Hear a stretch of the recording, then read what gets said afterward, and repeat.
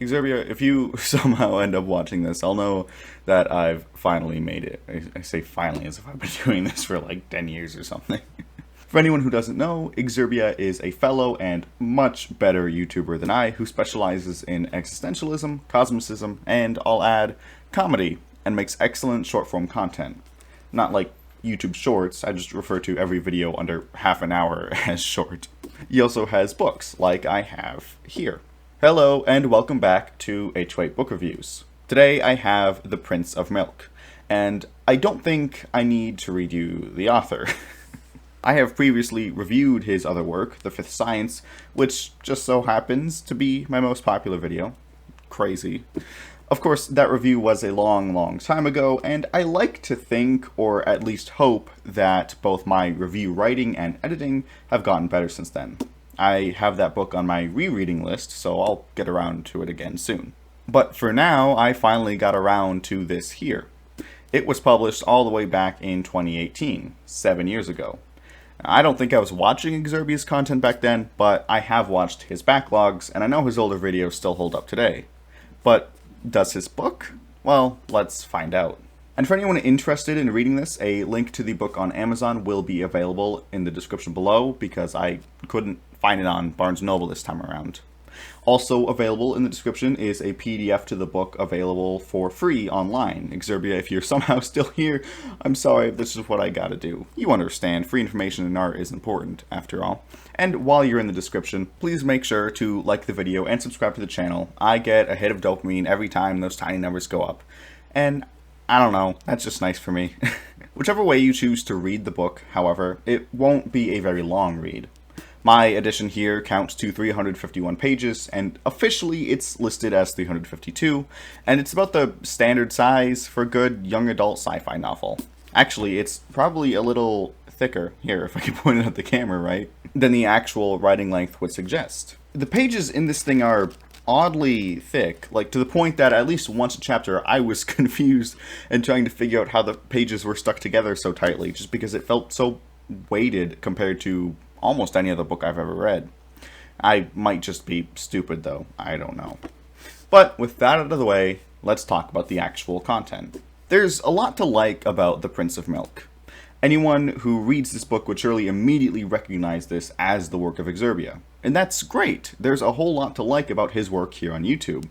In this book in particular, he covers some ground on a lot of very interesting concepts, ranging from consciousness being a fundamental property of the physical universe, reincarnation, abstract forces being living and wanting creatures in not all too inhuman ways, reaching that precipice through technology, quote-unquote, rather than abstract creation, time travel, because of course he talks about time travel, parallel worlds, and a whole lot of funky physics. There's some smaller, more down-to-earth ideas brought up throughout the work that are also quite likable, such as the line, "If we're scared of lonely people, they'll only get lonelier," or this paragraph on page 245, displaying some excellent wisdom and insight. But if you think about it long enough, you'll always come around to the same conclusion, I reckon. There's no grand plan and no one's in charge. It's all just fumbling about in the dark, and half the time you're not even sure why you're fumbling. You're so desperate for something to pin your peace of mind to that you'll do all sorts of stupid things in its name. You don't mean to break up a marriage, but if breaking it up might let you sleep like a normal person again, suddenly you start considering it. You don't mean to become a drunk, but if drink is the only way you can keep a handle on some tiny compartment of your life, then it's straight for the bottle. Or this next paragraph on the literal following page. I think it is. If you're going to forgive someone for something terrible, you have to be courageous.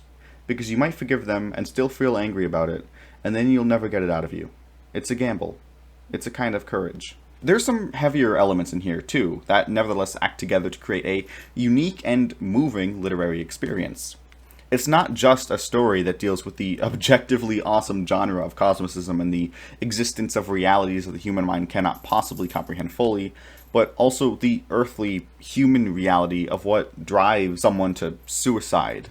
The loss, the hopelessness, and in the end, the dry and dull acceptance that death is the only way out, unquestioningly. Or the experience of a child, watching their parents leave while attacked, and knowing full well they won't be coming back. That something bad has happened to them, and then trying, in whatever way that child can, to go about their day anyway. There's a lot to like about the literary style and different techniques employed too.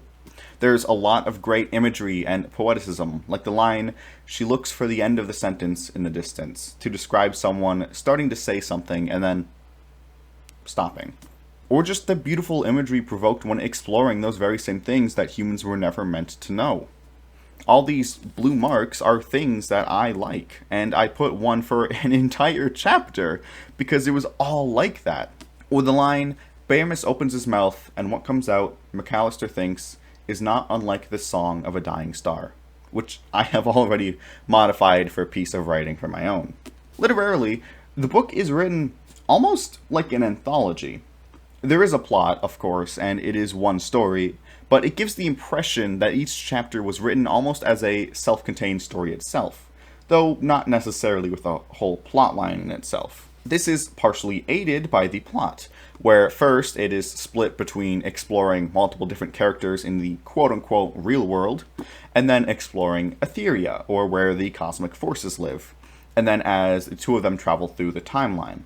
Then in the end, so much weird stuff is happening to so many different characters, such as living mannequins, or a possessed corpse, or the aforementioned suicide, or people turning into animals, or a church being split into 5 identical copies stuck in a superposition of reality, or a kid inventing a time machine, that it all still retains that anthology-esque vibe. On another note, it's also a slow burn type of plot. Sure, there's plenty of stuff going on in the beginning, but as far as the actual enjoyment I derived from the book, the majority of it was towards the end. That's not inherently a bad thing, just something to consider for any prospective reader, depending on what you're seeking from a book. The threads in the beginning were all loose and scattered, and the concepts unexplored and still baking in the oven.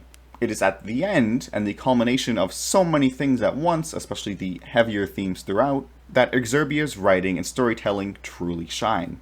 And when it shines brightly. I just got an antivirus protection expired notification on my laptop. Oh boy. There are 2 lines I enjoy more than the rest. Those being, "Why is it always Armageddon when the gods are involved?" And, "The universe creates itself from nothing, just for the pleasure of doing so." That one especially, I think, is really good. And towards the end is where it gets really funny as well, with lines such as, and I know this won't make the most sense because of a lack of context, I'm not going to spoil it, this is like right at the end. Augustus wheezes, "That's not even a real..." "I know, I just made it up." "Good, isn't it?"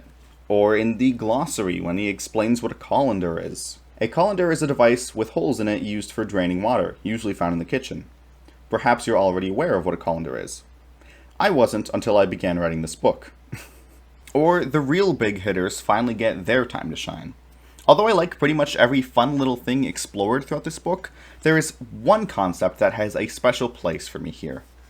Here, on page 251, "Sentience is a fundamental property of matter, just like spin and charge.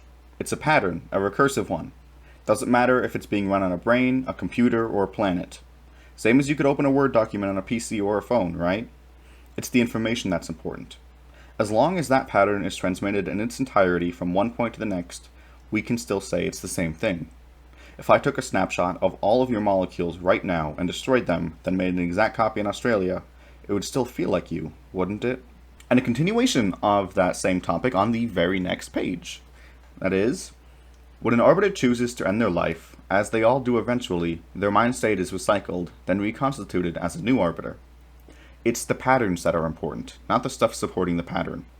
The more complex the supporting base, the more complex the patterns it can support." This is something so seldom explored anywhere but in Exurbia's work. Everything else he discusses, I can get anywhere else if I so chose. But not this. Not really. At least not as well done. But although there's so much to like about this book, there's not a lot to love about it. Of course, I do love the whole sentience is a fundamental force of matter bit, and the line of the dying star, but not much else really tops the charts in the same way those 2 small snippets do. A lot of it's good, enjoyable, but that's sort of the extent of it. It has a luster, to be sure, but it's also lacking. Which was disappointing upon reading, honestly. I'm a big fan of his YouTube videos if I haven't made that obvious. And man, does he hit hard every single time he uploads. Every single part is just filled to the brim with the exact sort of content I'm looking for, and written so spectacularly and comedically that I can't help but adore them. And this book just did not have that for me. It fell way short of what I know Exerbia is capable of, including for books, as again, I've reviewed his Fifth Science. Though, again, I do have to reread and redo that one soon.